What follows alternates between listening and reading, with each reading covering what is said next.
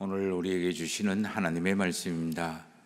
구약의 말씀 말라기 1장 1절에서 5절까지의 말씀입니다. 여호와께서 말라기를 통하여 이스라엘에게 말씀하신 경고라.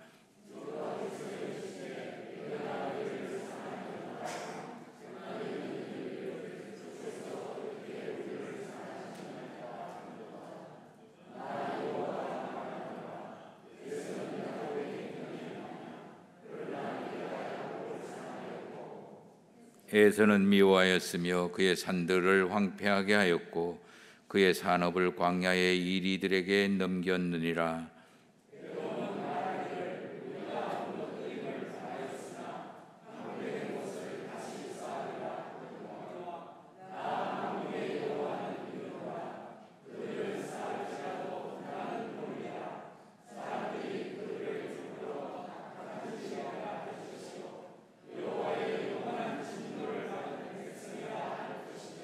너희는 눈으로 보고 이르기를 여호와께서는 이스라엘 지역 밖에서도 크시다 하리라.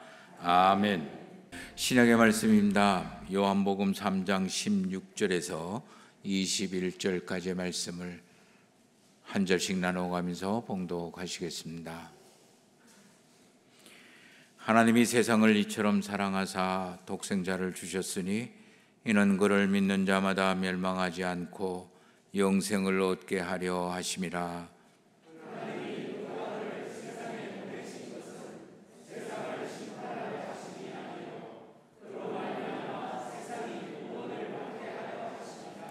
그를 믿는 자는 심판을 받지 아니하는 것이요 믿지 아니하는 자는 하나님의 독생자의 이름을 믿지 아니하므로 벌써 심판을 받은 것이라.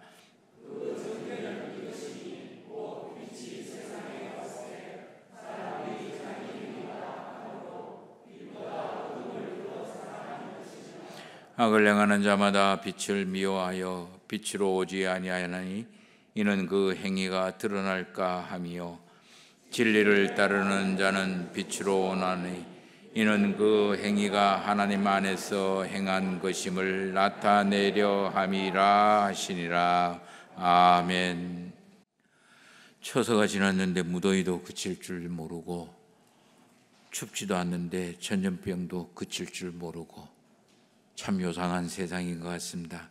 그러나 이 와중에도 하나님께 예배를 드리러 나오시고 드리시는 모든 성도님들에게 하나님이 주신 은총으로 평강과 형통과 풍성함으로 충만해지시기를 예수 그리스도의 이름으로 축원합니다.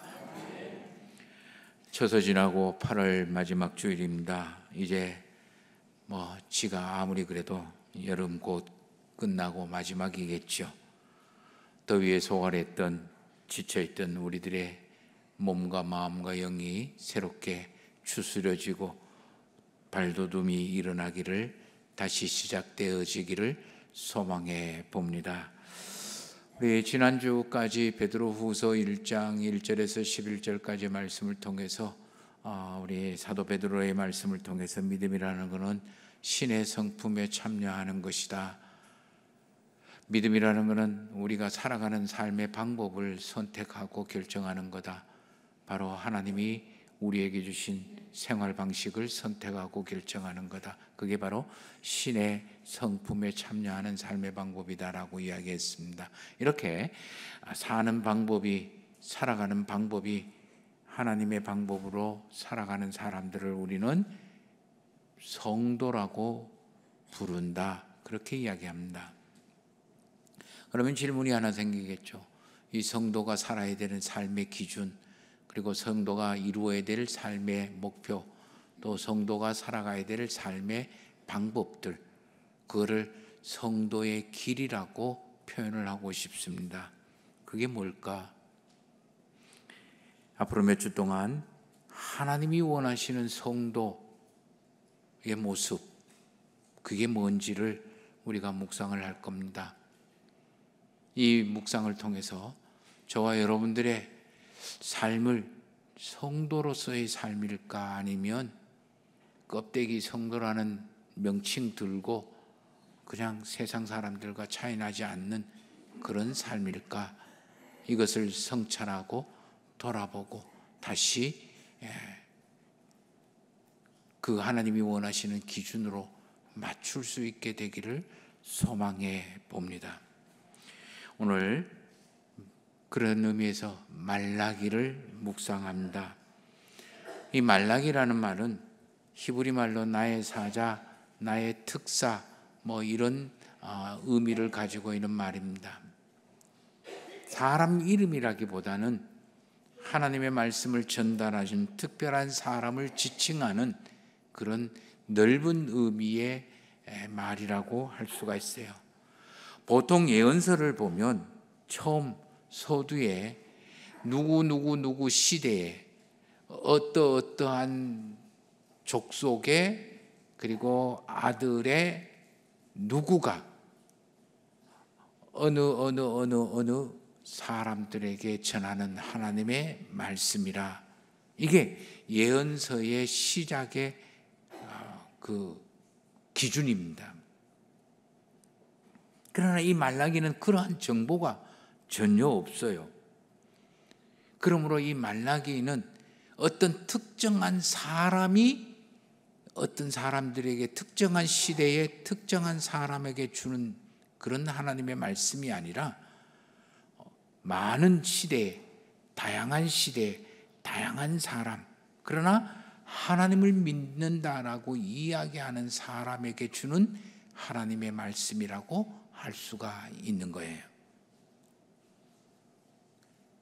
학자들 이야기나 또는 이 본문에 나오는 여러 가지의 단어, 상황을 유추해 보면 대략 말라기가 활동했던 시대는 이스라엘 사람들이 바벨론 포로에서 돌아와서 학개와 스룹바벨, 여호수아 이런 사람들에 의해서 성전이 건축되어지고 영적인 부흥이 일어나고 느헤미야를 통해서 성벽이 건축되고 난 다음 한 100여 년 정도 지난 후 이 말라기를 통해서 하나님이 말씀을 전달하고 선포했다라는 거예요. 그렇기 때문에 영적인 열심이 성전을 건축하고 성벽을 건축하는 영적인 열심들이 지나가고 난 다음, 그리고 이때는 특별하게 이스라엘 백성들이 이 우상을 숭배를 했다, 우상에 가서 잘못을 했다, 그런 것들이 없어요. 그냥 먹고 입고 자고 살아가는데 충실하고 살아가는데 열심이고 살아가는데 바쁜 그런 시대예요. 특별한 영적인 부흥도 그리고 영적인 이탈도 없는 그러한 시대라는 거예요.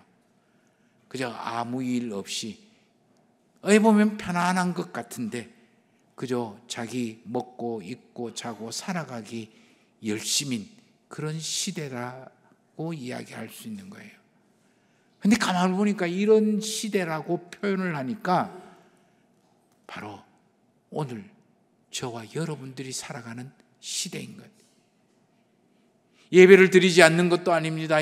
신앙생활을 하지 않는 것도 아닙니다. 영적인 어떤 활동을 하지 않는 것도 아닙니다. 그렇다고 해서 영적으로 크게 이탈해서 우리가 세상적으로 지탄받을 만큼 그렇게 나쁜 짓을 하면서 살아가는 것도 아닙니다. 그렇다고 해서 영적인 부흥과 갈망이 막 샘솟듯이 일어나는 그런 시대도 아닙니다. 그저 이 시대에 먹고 입고 자고 살아가는 것에 최선이고 열심이고 거기에 매달려서 바쁘게 살아가는, 그러면서도 내가 그리스도인으로 성도로 살아가야 하는 그런 모습인 거죠.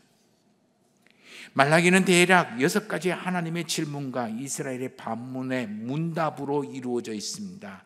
이스라엘이 하나님을 섬긴다 하라는 것에 대해서 너가 신앙생활을 열심히 한다라고 이야기를 하는데 그 신앙생활, 너희가 일상생활을 열심히 산다고 하는데 그 일상생활에 대한 하나님의 질문이고 하나님의 기준을 이야기해 주는 말씀이에요.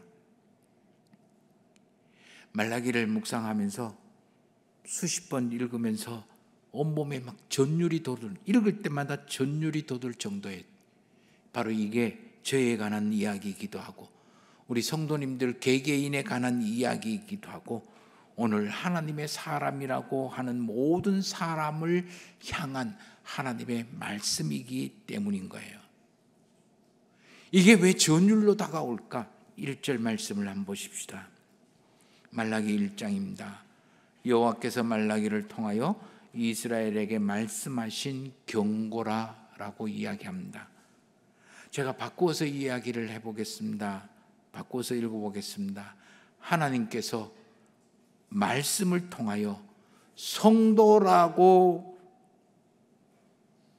여기면서 살아가는 김상래에게 주는 경고라.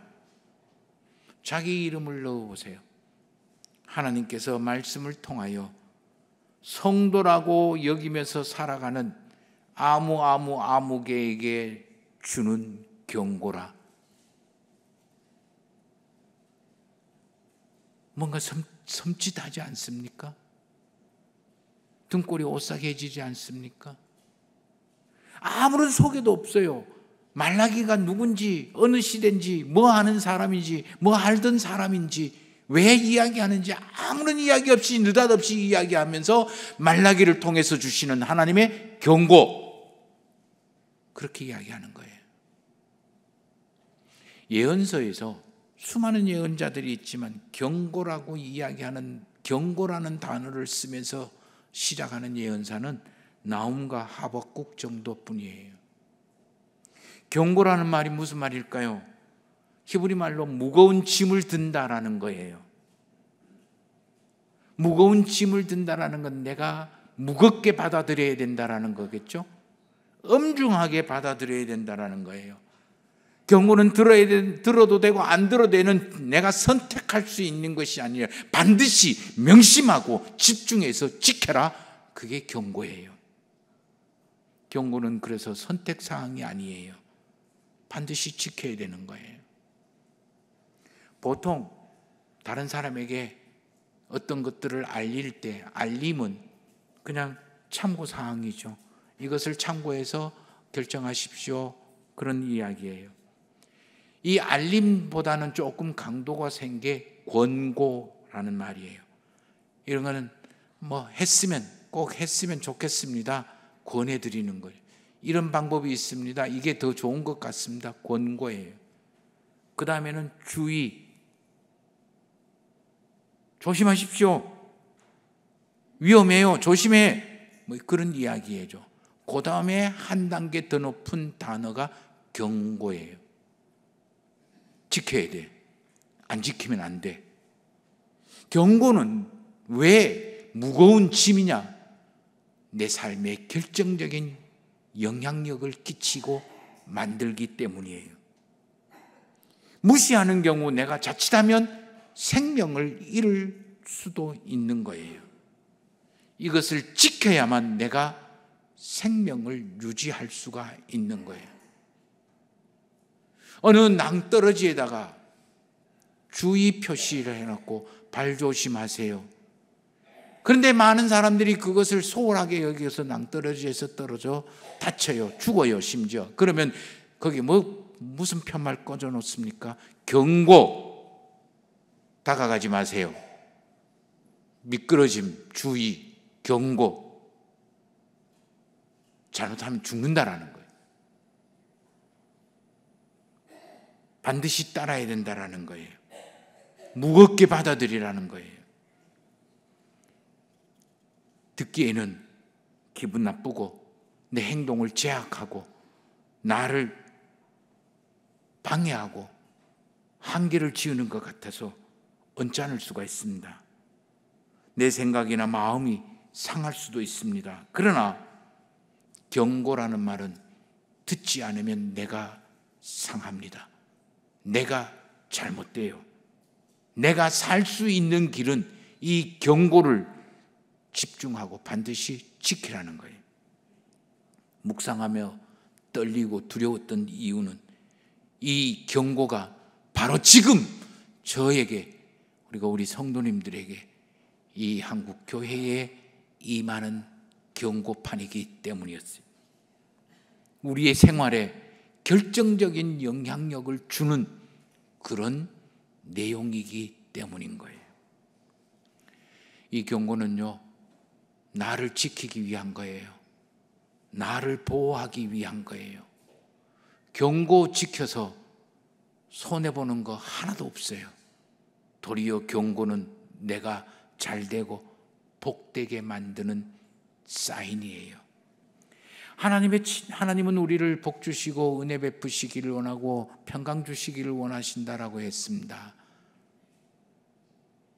그런데 하나님이 저와 여러분들에게 복 주시고 지키시고 은혜 베푸시고 평강 주시기를 위해서 하시는 일이 있는데 끊임없이 개입하시는 거예요. 간섭하시는 거예요. 하나님의 최고의 심판 형벌이 뭔지 아십니까? 내버려 두는 거예요. 야, 네 마음대로 해라. 나 이제 네 신경 안 쓸래 라고. 부모가 아이에게 끊임없이 잔소리합니다. 그리고 아이는 그 이야기를 듣기 싫어합니다. 제발 좀 그만하라고 막 듣기 싫어하고 잘 챙겨주지 않습니다. 그때 부모는 그러지 않지만 좀 한 다리 건너 있는 사람들은, 사랑이 없는 사람은 야, 네 마음대로 해라 그러고 내팽개쳐 버리는 거예요.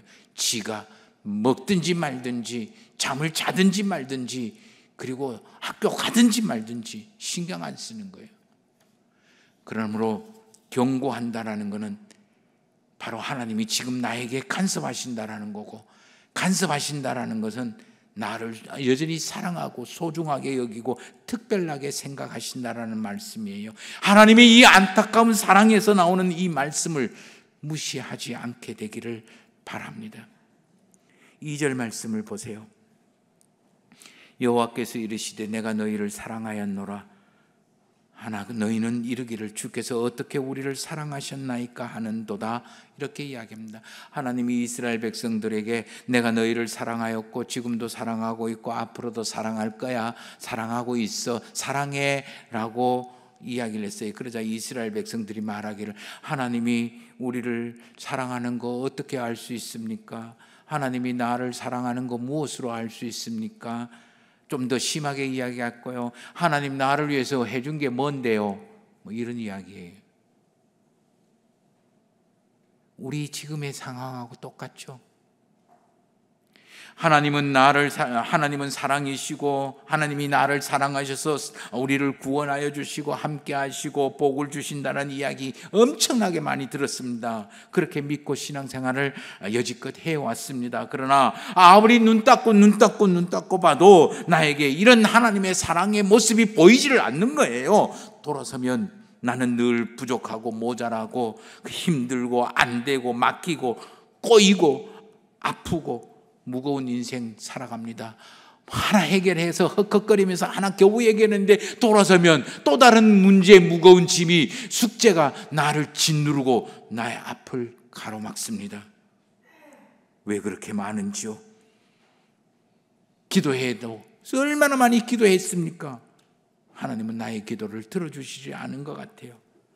오히려 나보다 신앙생활을 게으리하고 안 하는 것 같은 그 사람은 더 잘되고 더 편하고 더 재밌게 살아갑니다. 아니, 하나님의 방법대로 살아간다고 나는 열심히 애쓰는데, 나는 그렇게 애쓰는데 안 되는데, 하나님의 방법하고는 상관없이 세상의 방법으로 살아가는 사람들은 더 잘되고 더 편하고 더 좋아하고 더 재밌고 더 인생 신나게 마구마구 잘 사는 거예요.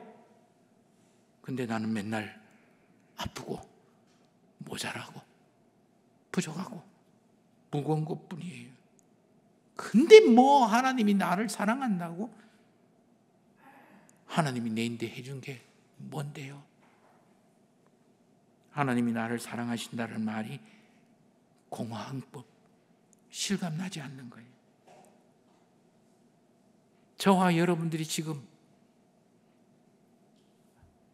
하나님이 내가 사랑한다라고 이야기할 때 이스라엘 백성들이 하나님께 묻습니다. 뭐로 하는데요? 하나님이 나인데 해준 게 뭐예요? 라고 따져 묻는 그런 모습인 거죠. 여기에 대해서 하나님이 대답합니다. 2절 말씀 후반부 한번 보세요.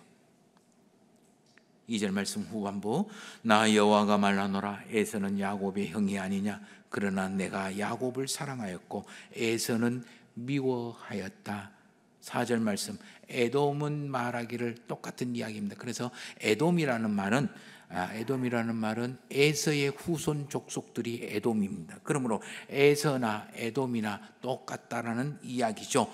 하나님이 나에게 해준 게 뭔데요? 사랑의 증표를 보여주세요. 난 사랑받은 게 없는 것 같아요. 없어요 라고 단정하는 이 이스라엘 백성들에게 하나님이 대답합니다. 2절 말씀 다시 한번 보세요. 에서는 야곱의 형이 아니냐. 그러나 야곱은 사랑하고 에서는 미워했다라는, 여기에 해답이 들어있다. 아브라함의 아들 이삭은 아내 리브가와 함께 결혼을 해서 에서와 야곱이라는 자녀를 낳았습니다. 아시다시피 에서와 야곱은 쌍둥이에요. 그러나 엄연히 에서가 맞이고 형이에요. 그렇다면 에서가 장자라는 뜻이겠죠?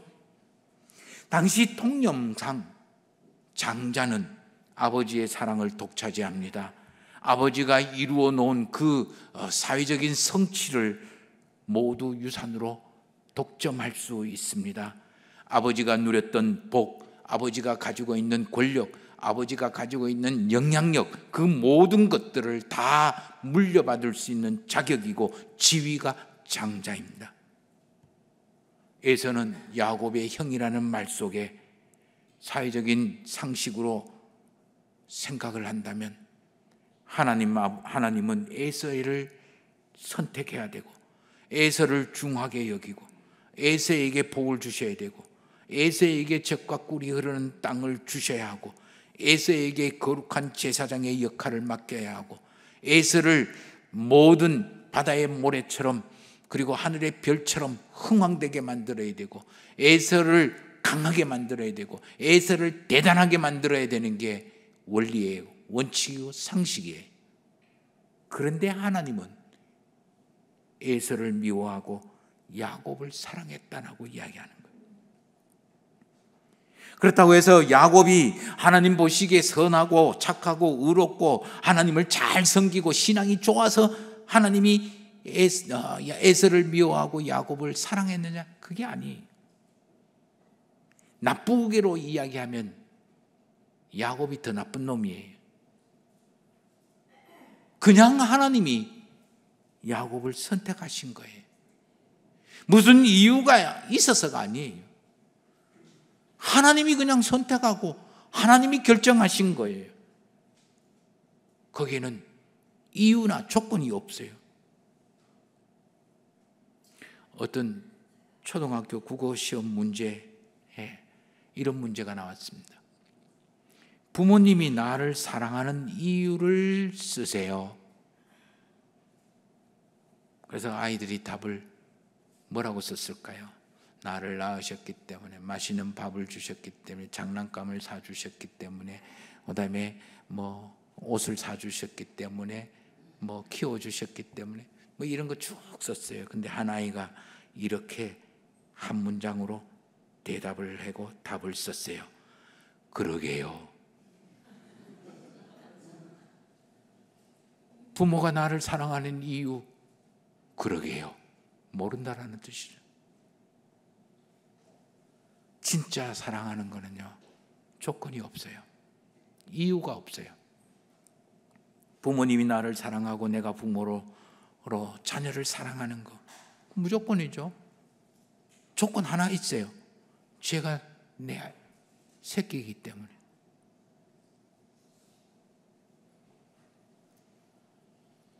그러나 세상에서 말하는 사랑은 늘 조건이, 징표를 요구합니다.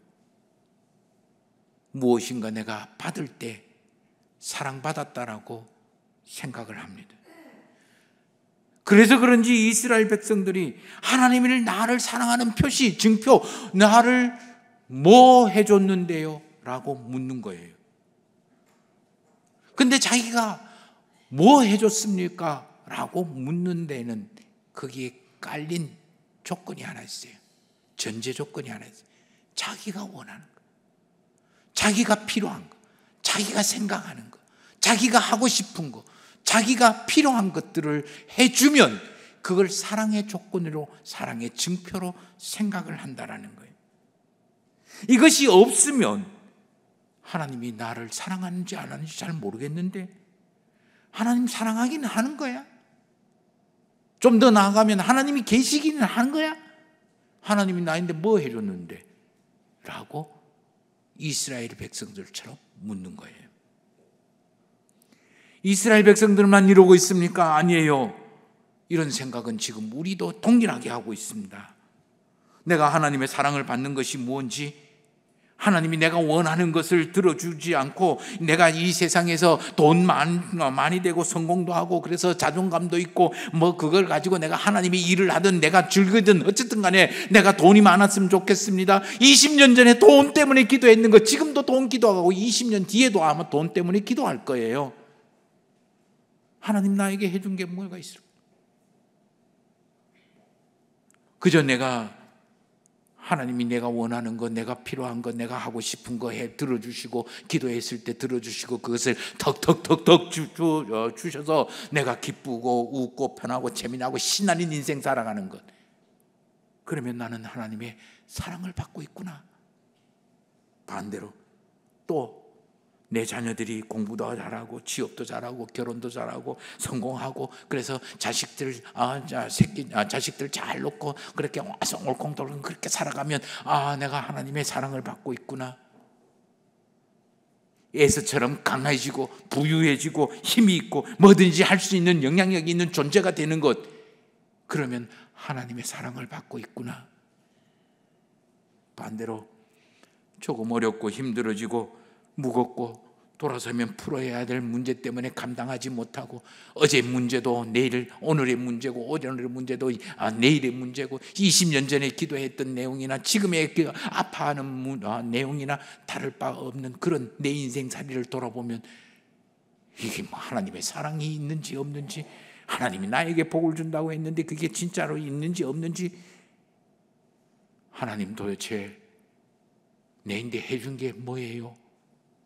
내가 하나님의 사랑이라고 이야기를 하고 사랑받고 살아가고 복받고 살아가고 있는 게 도대체 뭐예요? 라고 물을 수밖에 없는 거예요. 이스라엘 백성들이 하나님을 믿는 이유도, 지금 저와 여러분들이 하나님을 믿는 이유도 너무너무 흡사한 거예요. 그런데 이런 신앙생활에 대해서, 믿음에 대해서 하나님은 경고장을 딱 내미는 거예요. 경고. 그러지 마. 돌이켜. 그래 생각하지 마. 그런 이야기예요. 억만장자의 이웃 아저씨보다도요, 돈 없어도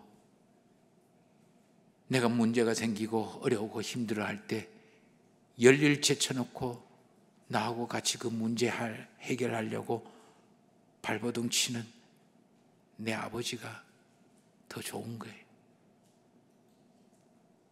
대단한 사회적인 힘을 가지고 있는 옆집 아저씨보다 아무 사회적인 힘 없어도 내가 어렵고 힘들고 눈물 흘리고 답답해 가슴 치고 그래서 어떻게 해야 되냐 고민하고 있을 때 해결할 능력은 없어도 함께 그거 지켜보면서 같이 속으로 울어줄 수 있는 아버지가 더 좋은 거예요.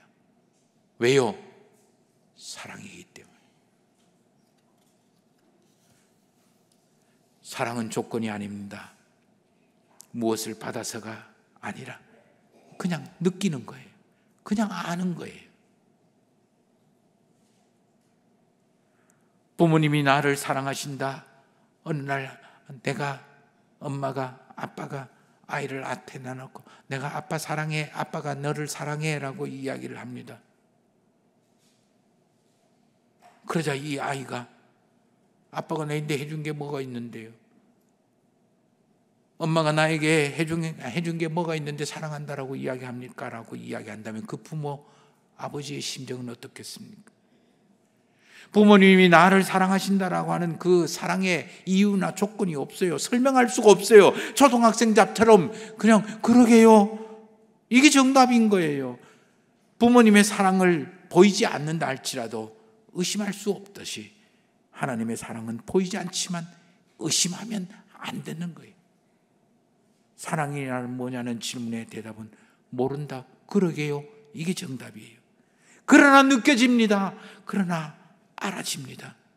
이 느껴지고 알아지는 게 믿음이라고 이야기하는 거예요. 그래서 이 믿음의 핵심이 5절 말씀에 나옵니다. 5절 말씀을 보십시다. 너희는 눈으로 보고 이르기를 여호와께서는 이스라엘 지역 밖에서도 크시다 하리라. 너희는 눈으로 보고, 너희 눈으로 보라. 저의 말로 표현을 하면 하나님이 말씀하십니다. 잘 봐. 잘 봐. 잘 봐라는 말은 잘 찾아봐. 제대로 좀 봐. 뭐 이런 이야기인 거예요. 내가 살아온 것이 하나님이 나를 사랑한 결과이고, 내가 지금 살아있는 것이 내가 하나님의 사랑의 결과이고, 내가 앞으로 살아갈 것이 하나님의 사랑 때문이었다라는 것을 제대로 좀 봐. 눈 떠. 이걸 다른 말로 이야기하면 은혜라는 거예요. 이건 믿음으로 느끼는 거예요. 이게 있고 이게 있고 이게 있고 이게 있어서 내가 하나님이 나를 사랑하고 사랑 때문에 살아가는 거다라고 결론 짓는 것이 아니라 그렇구나. 그냥 느끼는 거예요. 알아차리는 거예요. 뭔지는 모르겠어요. 그러나 느껴지는 거예요. 그거 알아차리는 거예요. 이것을 예수님은 깨어있다라고 이야기합니다. 그러므로 믿음이라는 것은 이런 하나님의 나를 사랑하고 있는 것을 느끼고, 그리고 그것을 알아차리기 위해서 찾고, 눈 뜨고 찾고, 귀 열고 듣고, 마음을 부드럽게 만들어서 확인하는 과정이 믿음이에요.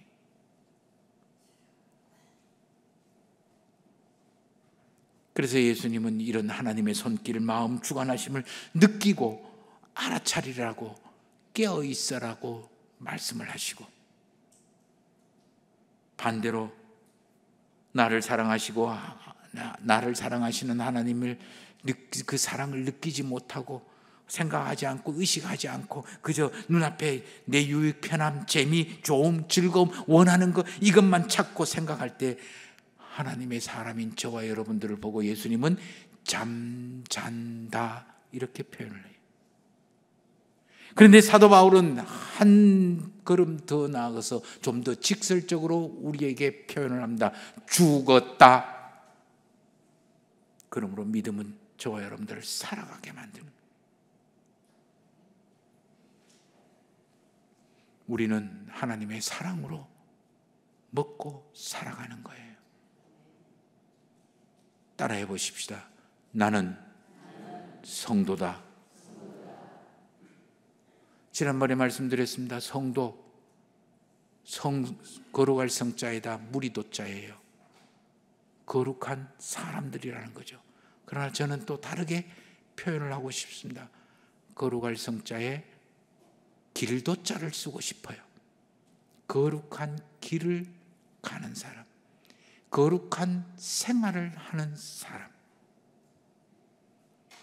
성도의 사는 방법은, 성도의 길은 하나님의 사랑을 느끼고 알아차리면서 살아가는 거예요. 어떤 상황과 어떤 조건 하에서도 하나님은 나를 사랑하고 계심을 찾고 보고 듣고 느끼고 알고, 그래서 내가 하나님의 사랑으로 살아가고 있다 믿을 수 있는 것, 그게 성도의 길입니다. 저와 여러분들이 덥고 어렵고 요즘 들어서 제 눈에 계속 들어오는 거는 건물 임대 문 닫은 그런 것만 자꾸 들어와요. 점점 어려워져가는 세상살이입니다.